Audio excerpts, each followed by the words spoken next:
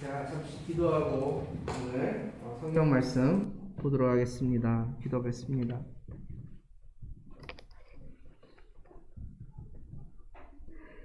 Heavenly Father, Lord, we come before you in worship. We come before you knowing that you are our creator and our savior and our sustainer. And we pray that in this time, as we study your word, especially this month, as we look into what it means to truly worship you, may you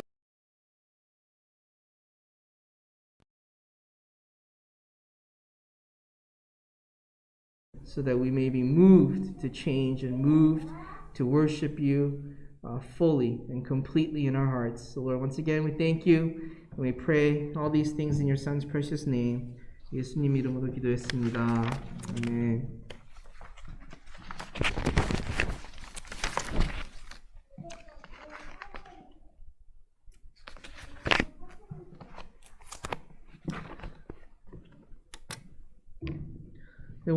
오늘부터 그 설교 주제를 예배로 잡고 예배로 설교해 볼까 합니다.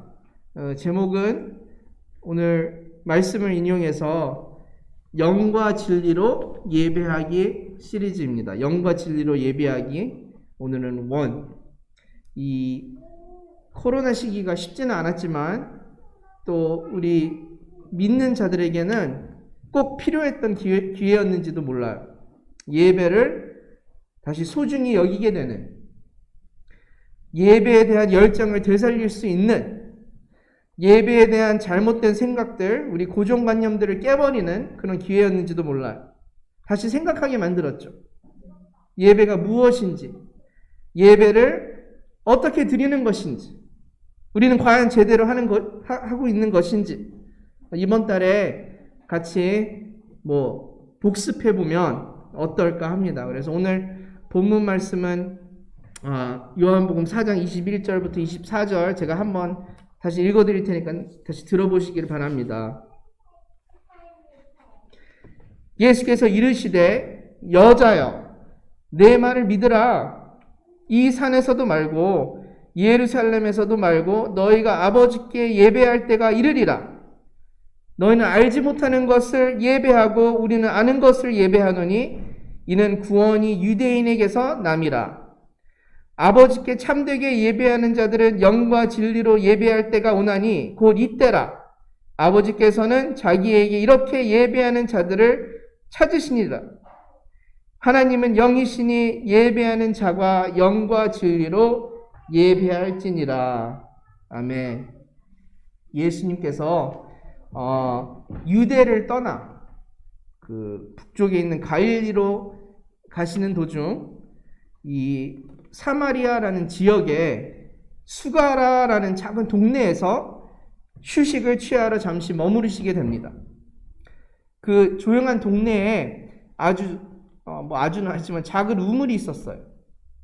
역사가 있는 우물이었습니다.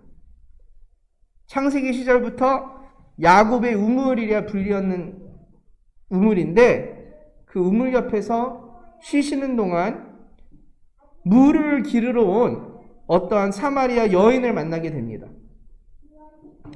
그리고 예수님은 그 여인에게 말을 겁니다. 저기요, 물을 좀 길러주시오.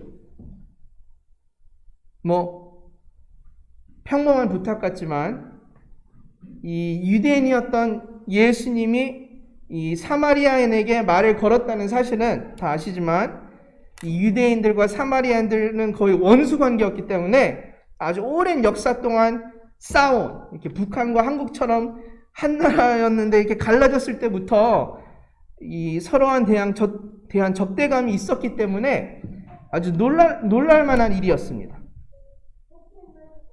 그 당시에 심지어 유대인들이 갈릴리로 여행 갈 때는 이 사마리아 사람과 상대하기도 싫어서, 이 사마리아 사람들과 부딪히기도 싫어서 일부러 이 지역을 돌아서 다녔다고 합니다.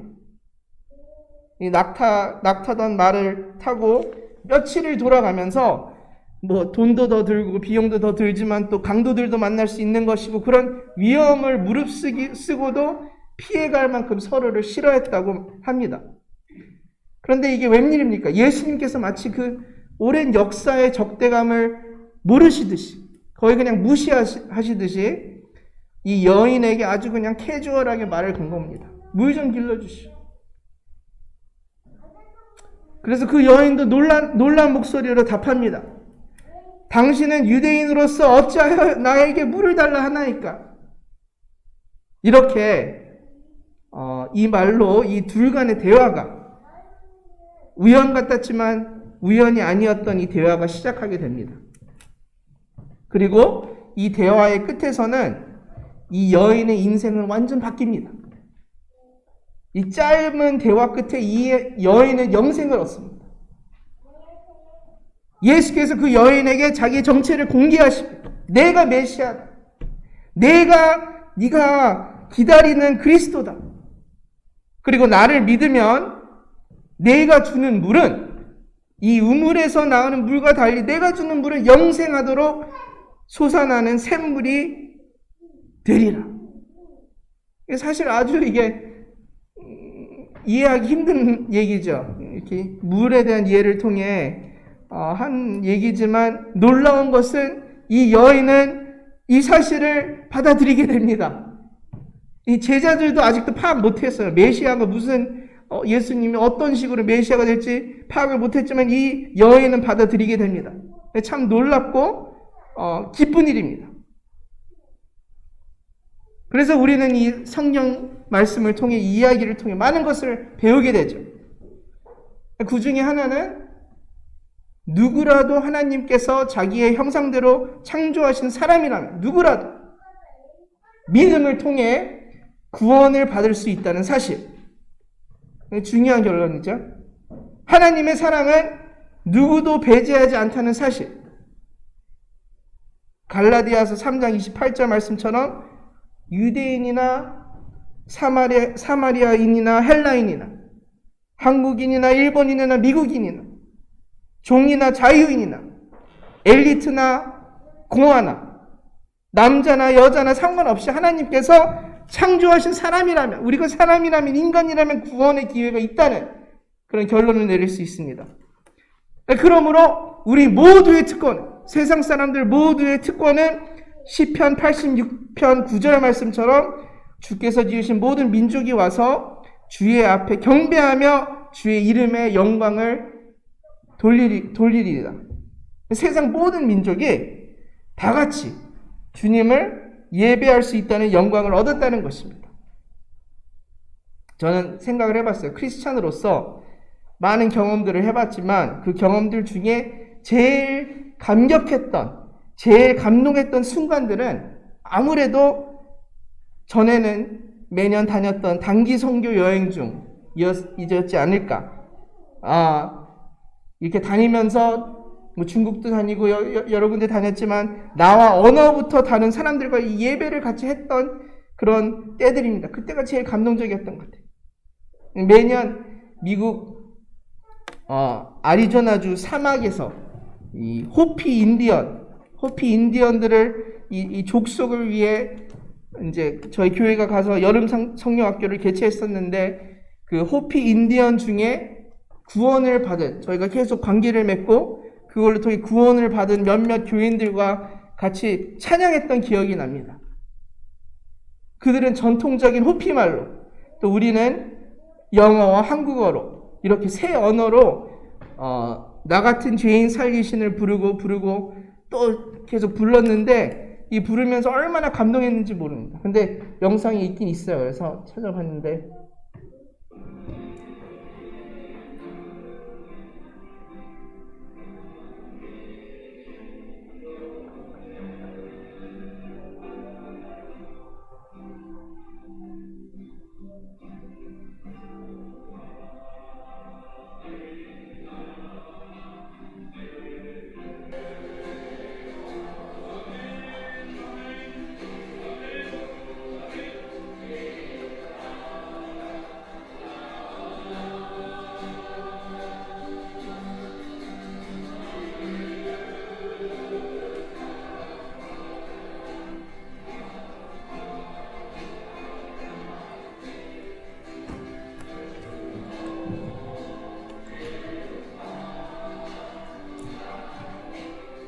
정확히 몇 년이었는지 2016년 그랬었는데 얼마나 감동을 받았는지 우리 학생들 중에도 아직은 구원의 확신이 없었던 아이들이 눈물을 흘리면서 찬양을 하고 같이 또 그 후로 세례를 받기로 결정하고 그런 기억들을 하면서 이게 얼마나 축복인지 생각을 하게 됐습니다.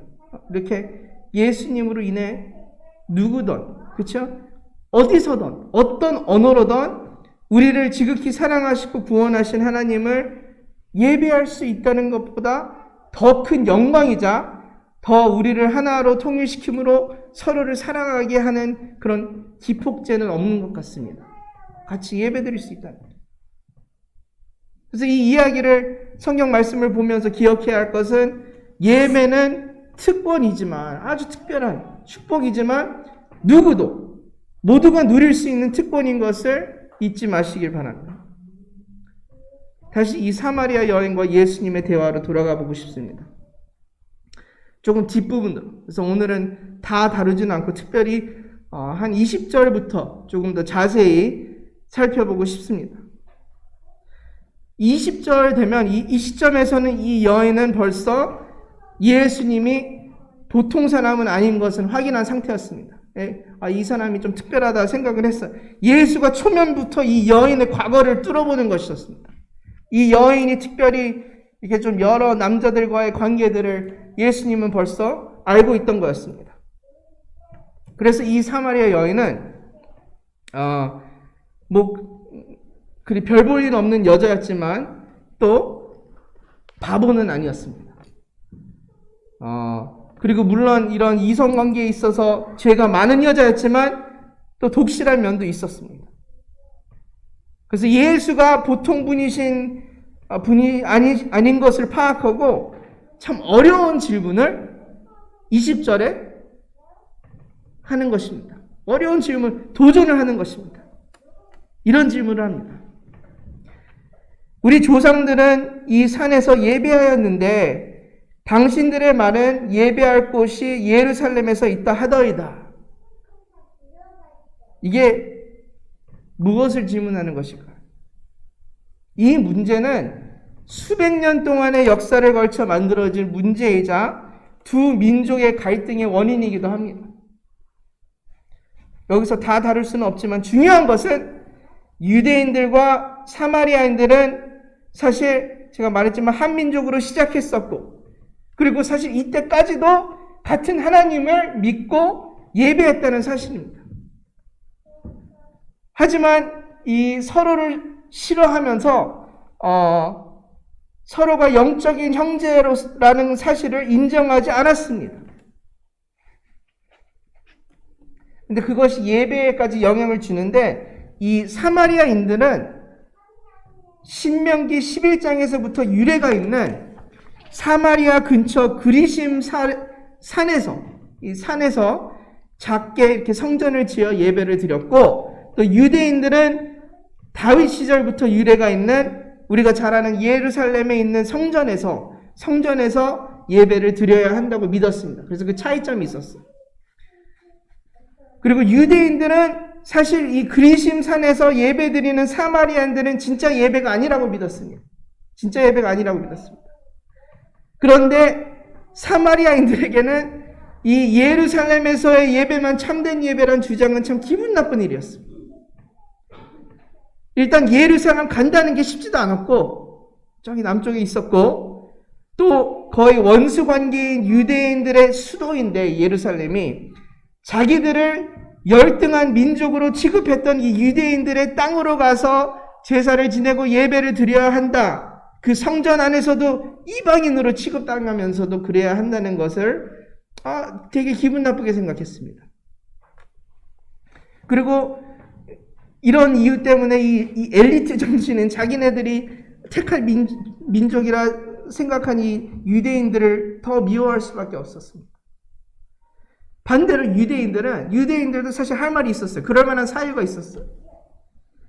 이 배신자들 같은 또 이 이방인들과 피가 섞인 이거는 아주 자기들이 볼 때 나쁘게 생각했는데 그런 이 사마리아인들이 자기네들과 같은 하나님을 믿고 따른다는 자기네들도 하나님의 족속이라 생각하는 것들 것이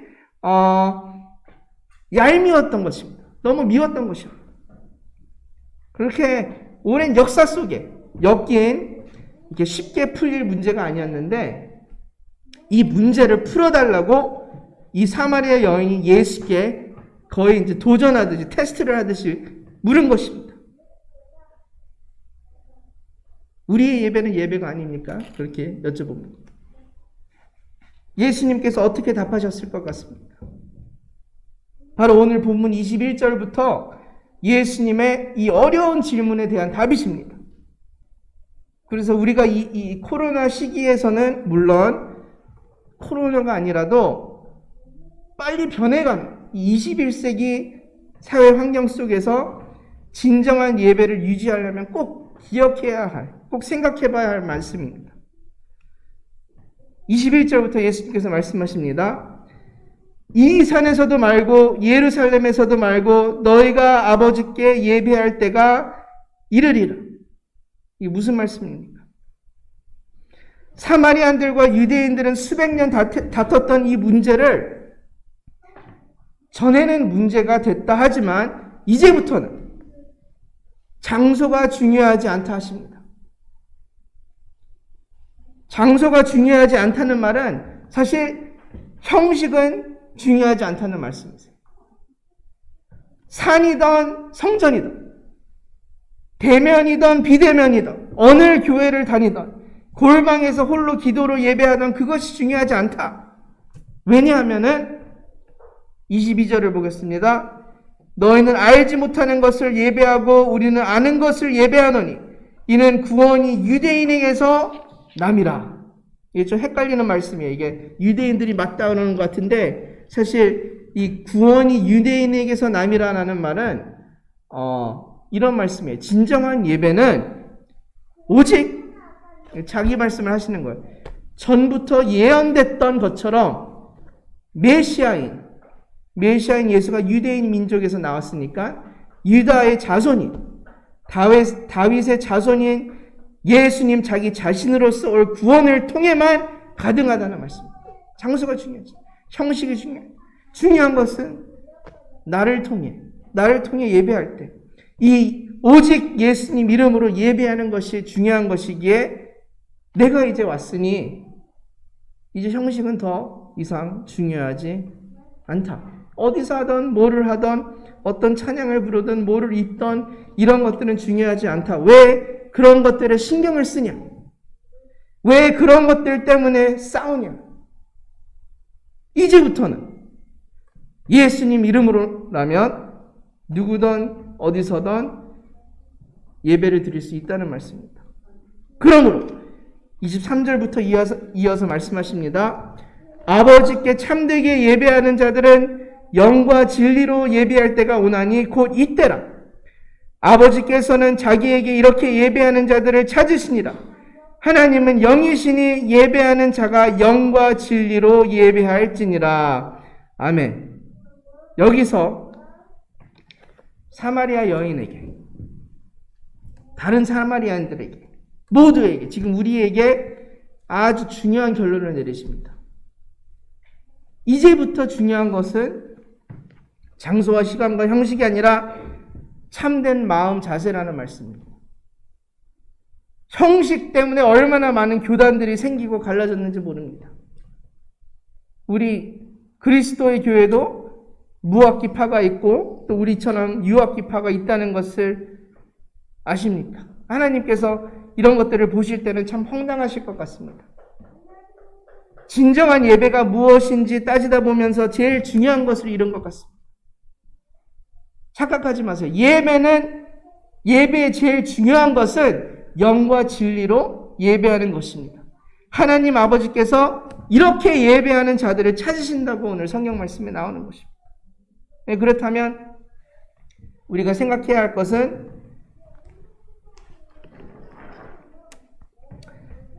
이런 참된 예배자들을 하나님께서 찾으실 때,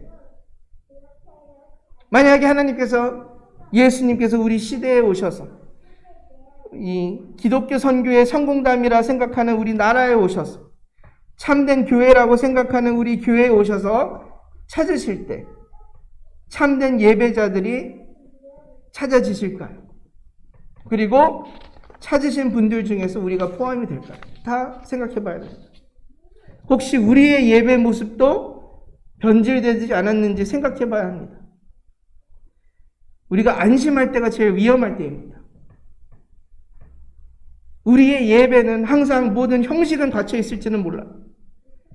우리가 시간 맞춰 예배당에 나와서 눈 감고 기도하고 소리내어 찬양하고, 하지만 우리의 마음은 어떻습니까? 혹시 식용만 하는 것으로 변한 것이 아닙니까? 모든 교회에서 주로 하는 순서는 다 갖춰 있을지도 몰라요. 묵도, 찬송, 교동문, 신앙고백, 기도, 성경봉독, 참회기도, 헌금, 그리스도교에서는 특별히 중요한 성만찬까지도. 성만찬에 참여하지만 우리 교단은 심지어 매주 성만찬을 안 하는 교회는 그리스도의 교회가 아니라 하지만 또 종종 그럴 때가 있어요. 성만찬 하면서도 성만찬의 뜻을 모르는 사람들을 접할 때가 있죠. 특별히 아이들이 그렇죠. 언제 한번 몇 년 전에 세례받은 학생에게 물어봤어요. 너는 왜 세례받냐고. 근데 이 학생은 포도주를 마셔보고 싶대요. 근데 어렸을 때 뭐 그럴 수도 있죠. 저도 사실 그런 생각을 많이 해서 어렸을 때 세례받을 때 참 궁금했어요. 성만찬을 한다는 게 무슨 맛일까? 무슨 경험일까? 하지만 그것은 틀린 생각이죠. 그렇죠? 빛이 나간 생각이죠. 왜 하는지도 모르고 하는 거예요. 반대로 또 성만찬의 뜻은 알되 진지하게 참여하지 않을 수도 있는 거죠. 우리도. 우리 어른들은 그럴 때가 많죠. 우리 특별히 이제 아이들 있는 저희와 선율이네 가족은 예배하다가 성만찬 할 때 너무 정신이 없어서 제대로 하는지도 몰라요. 근데 혹시 이런 식으로 우리의 예배자가 변질된 것이 아닙니까? 한번 다 생각해 봐요.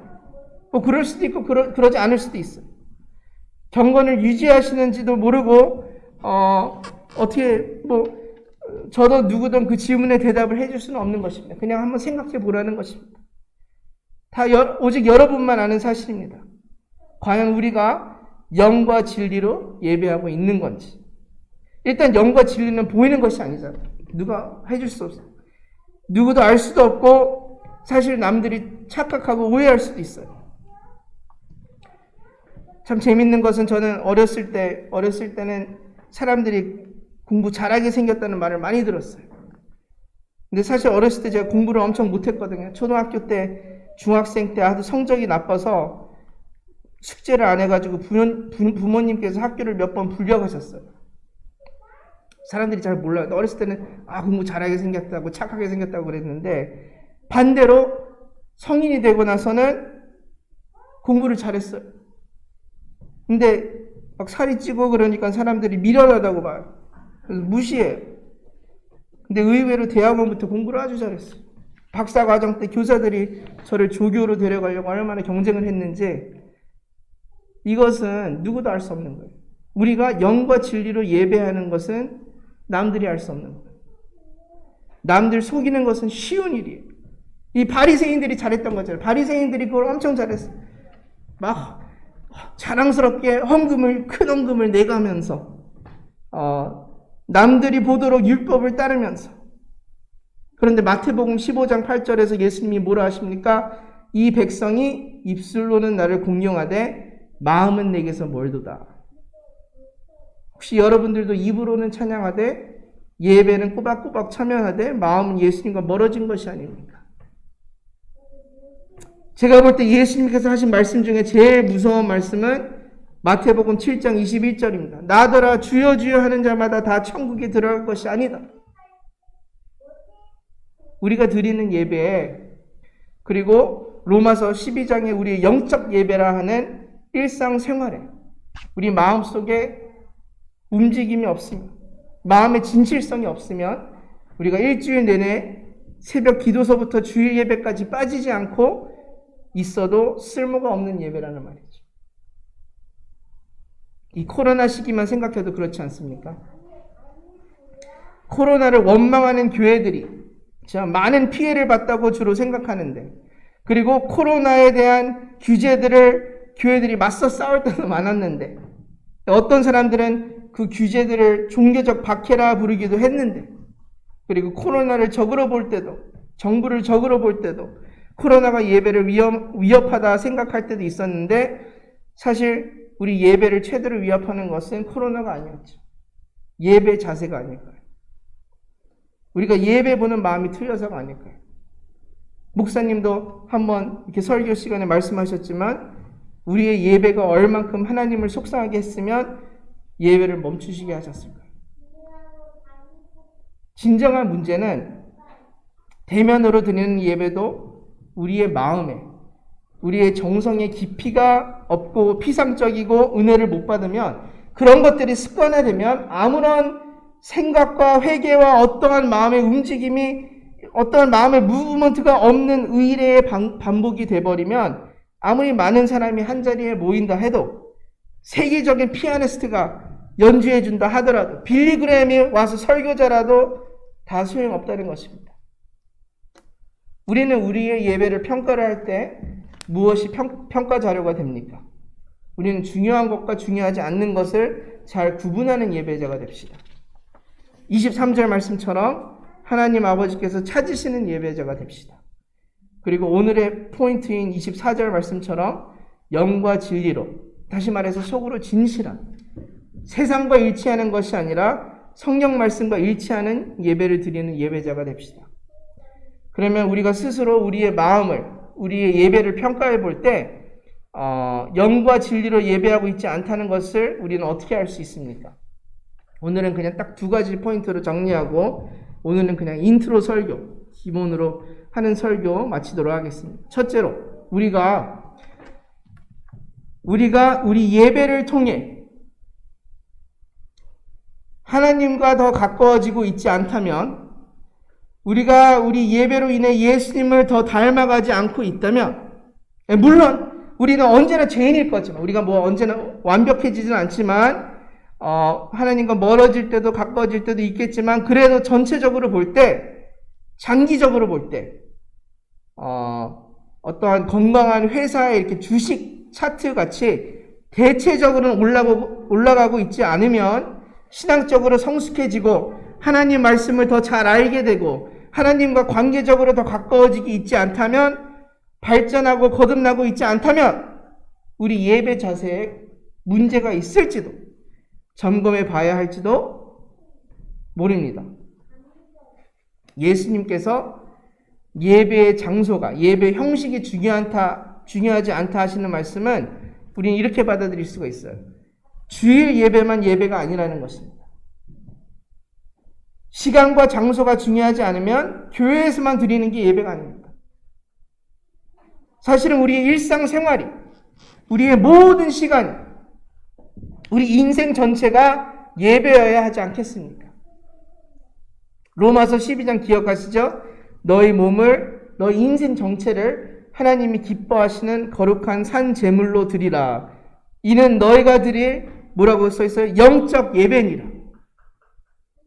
그러므로 우리의 영적 예배가, 우리 일상생활이, 우리가 직장을 다니는 태도가, 우리가 다른 사람들과 맺는 관계들 속에서, 우리가 아이들을 키우는 모습이, 모든 면에서 장기간으로 봤을 때 우리가 영과 진리로 발전하고 있지 않다 하면, 더 예수님 같이 되고 있지 않다 하면 아마 우리가 드리는 예배가 올바른 예배가 아닐 수가 있다는 거예요. 한번 생각해 봐야 돼요. 둘째로는, 한 개인으로서도 보지만 또 우리 공동체로서도 생각을 해봐야 돼요. 우리 공동체가, 그러니까 우리 교회가 예배를 통해 질적으로 하나님과 더 가까워지고 있지 않다 하면, 하나님을 더 열심히 섬기게 되지 않다면은, 그러면 우리의 예배 자세가 문제가 있을 수 있는 거예요. 개인으로서도 우리가 예수님을 닮아가야 하지만 예수의 몸인 교회로서도 예수님을 닮아가야 합니다. 마가복음 20장 28절에 예수님이 이렇게 말씀하십니다. 인자가 온 것은 섬김을 받으려 함이 아니라 도리어 섬기려 함이라. 그러면 교회도 언제나 점점 더 섬기는 교회가 되어야 해요. 예배도 마찬가지입니다. 예배는 섬기는 것입니다. 예배는 하나님께 드리는 것입니다. 요즘에 보면 많은 사람들은 예배는 하나님께 뭐를 받으려고 합니다. 교회를 갈 때 구경하러 갑니다. 재밌는 콘서트를, 쇼를 보게 되든지 설교를 통해 은혜를 받게 되든지 자녀들의 교육을, 잠시라도 아이들 돌봄을 받게 되든지. 근데 문제는 설교가 감동적이지 않으면, 아니면 교회가 교육 프로그램이 없으면, 아니면 찬양 콘서트가 신나지 않으면, 그러면 교회를 가기가, 예배를 드리기가 어려워지죠.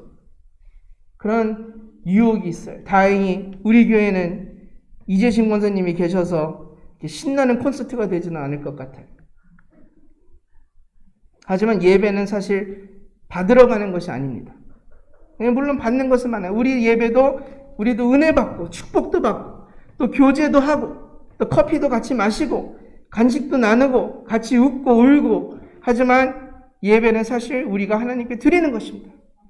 우리가 그의 사랑이 놀라워서 우리가 감동해서 그 사랑에 대한 우리의 반응이 순종이고 섬김입니다.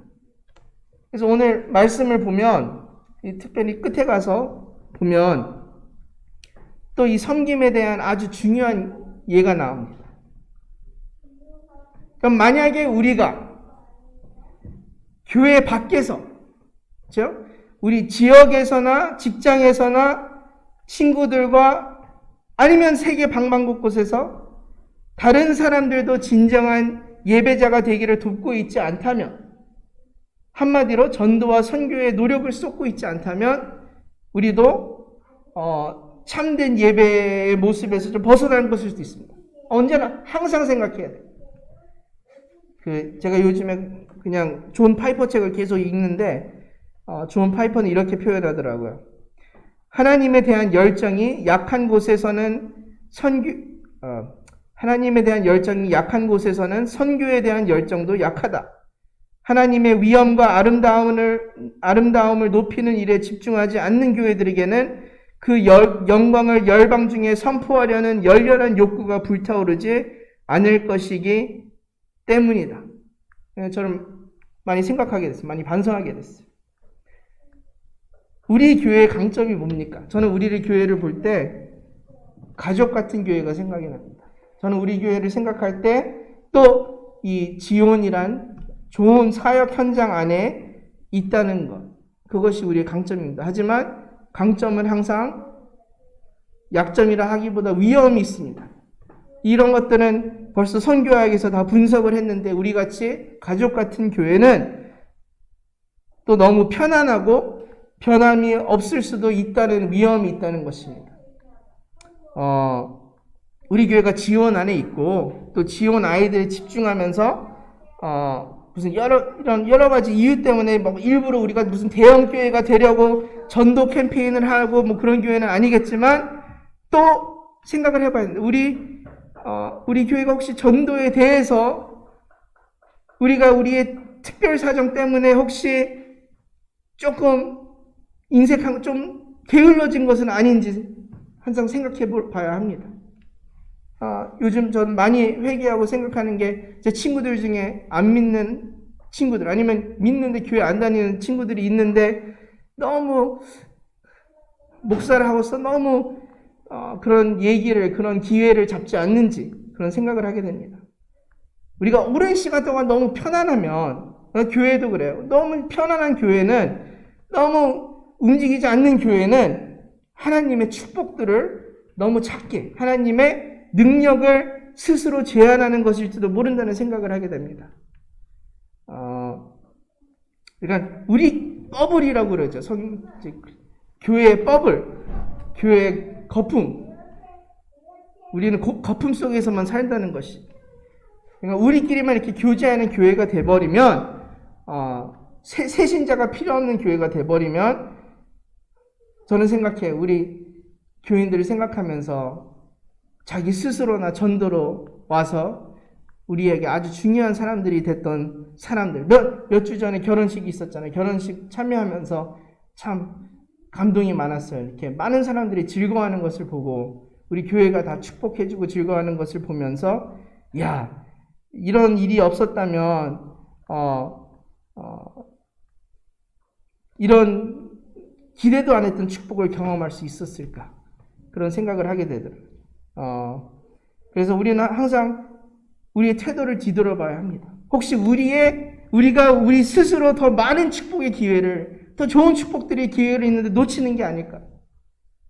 파이퍼 말을 인용해서 예배가 진정으로 존재하는 교회는 분명히 전도에 또 선교에 대한 노력이 보이는 교회일 것입니다.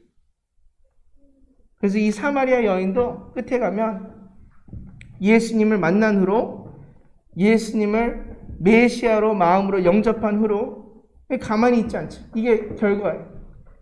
이런 좋은 소식을, 이런 자기가 받은 이 진리를 얻고 나서 가만히 있을 수가 없었어요.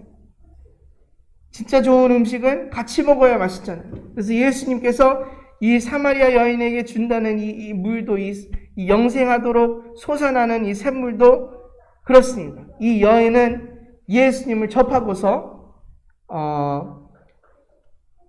영과 진리로 예배를 드릴 수 있게 됩니다. 그리고 집으로 돌아가서 모든 아는 사람들에게 예수를 증언합니다. 그 한 여인으로 인해 이 우물가에서 진짜 우연이라고 생각하면서 예수와 나눴던 대화로 인해 이 동네의 많은 사람들이, 유대인들도 아니라 사마리아인들이 예수를 믿게 되는, 어디서든 영과 진리로 예배할 수 있는 특권을 얻는 놀라운 그런 일이 벌어집니다. 그것이 결과입니다. 우리도 이런 진정한 예배자가 되도록 노력하는 여러분이, 또 노력하는 교회가 되기를, 아니면 유지되기를 주님의 이름으로 축원합니다. 참된 예배자가 됩시다. 이 영과 진리로 예배하는 것은 어떤 것인지 다음 주부터도 구체적으로 생각하고 오늘 설교는 여기서 마치도록 하겠습니다. 기도하겠습니다. Heavenly Father, Lord, we give you thanks, especially your Son Jesus, who came down and died for us and for our sins. And being saved, we, and not just us, the entire world, no matter who they are, no matter what type of person they are able to worship you together. It gives us great joy, and it gives us really great glory to know that this is possible. And we are able to live in confidence, and we're able to live respecting and loving everybody around us because we are all equal in your eyes. Thank you for that message. Today we thought about our worship, what it means to worship in spirit and in truth. And we've had a time to reflect on our worship attitudes, our mentalities as we come before you. What does our hearts say? What are we thinking? Are we glorifying to you on the inside, Lord? And a lot of us, can say that even though we may be doing all the right things on the outside, maybe our worship attitude has deteriorated a little bit. Maybe we need to be renewed.